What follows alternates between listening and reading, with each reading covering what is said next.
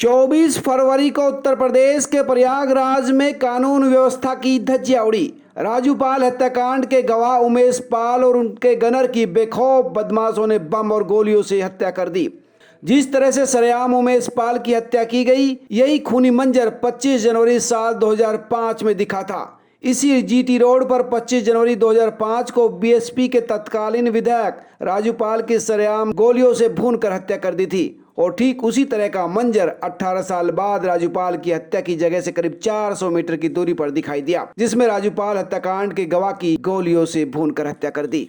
प्रयागराज के धूमनगंज के लोगों को फिर से वही 18 साल पुराना मंजर याद आ गया। हालांकि तब की कानून व्यवस्था पूरी तरह से फेल मानी जाती थी, लेकिन 18 साल बाद परिस्थिति बदल गई। कानून व्यवस्था को लेकर भी सरकार दम भरती है, लेकिन इस बीच सड़क के बीचों बीच जिस तरह से कानून उत्तर प्रदेश के कानून की व्यवस्था पर सवालिया निशान लगे, लेकिन जिस तरह से हत्याकांड हुआ उसके बाद से प्रदेश की कानून व्यवस्था पर सवाल खड़े हो गए हैं। उमेश पाल प्रयागराज के धूमनगंज इलाके के रहने वाले थे और वहीं से पढ़ाई की। ग्रेजुएशन करने के बाद वकालत भी की। मौजूदा समय में वकालत के साथ साथ जमीन के कारोबार का काम कर रहे थे। इसी जमीन के कारोबार के चलते एक समय पूजा पाल और उमेश पाल के रिश्तों में खटास भी आई। पूजा पाल यानी राजू पाल की पत्नी, जो इस वक्त विधायक है, वो उमेश पाल के रिश्ते में ही आती है। परंतु उमेश पाल लगातार पूजा पाल के पति राजूपाल की हत्या में मुख्य गवाह बनी रही।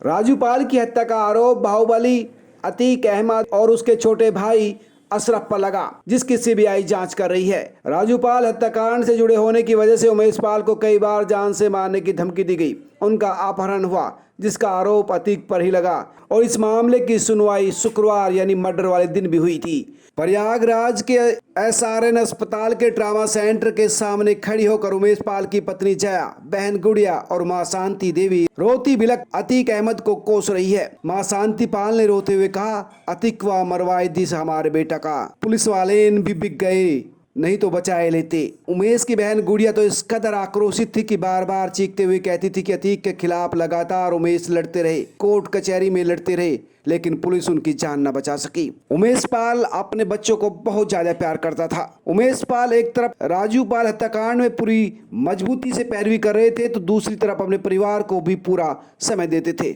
या यूं कहे कि परिवार पर जान छिड़कते थे। पत्नी जयापाल 4 बच्चों आदित्य, काव्या, दिव्या, आराव को बहुत ज्यादा दुलार करते थे और अक्सर बच्चों के साथ अपनी फोटो इंटरनेट पर डाल दिया करते थे। परिवार पर एकदम से दुखों का पहाड़ टूट पड़ा है। अब थोड़ा इतिहास में चलते हैं। 2005 में राजूपाल हत्याकांड के समय उनकी पत्नी पूजा पाल और उमेश पाल बीएसपी में ही थे और अतीक अहमद और उसके भाई समाजवादी पार्टी में हुआ करते थे। उस समय बीएसपी में रहते हुए पूजा पाल समाजवादी पार्टी को इसलिए अच्छा नहीं मानती थी क्योंकि उसमें उस वक्त बाहुबली अतीक अहमद और उसके भाई हुआ करते थे। राजूपाल हत्याकांड के कई साल बीत जाने के बाद राजनीति के समीकरण भी बदल गए। जिस समाजवादी पार्टी को पूजा पाल अच्छा नहीं मानती थी, अब उसी समाजवादी पार्टी में शामिल होकर इस समय सपा की विधायक है और बाहुबली अतीक अहमद को समाजवादी पार्टी ने बाहर कर दिया था।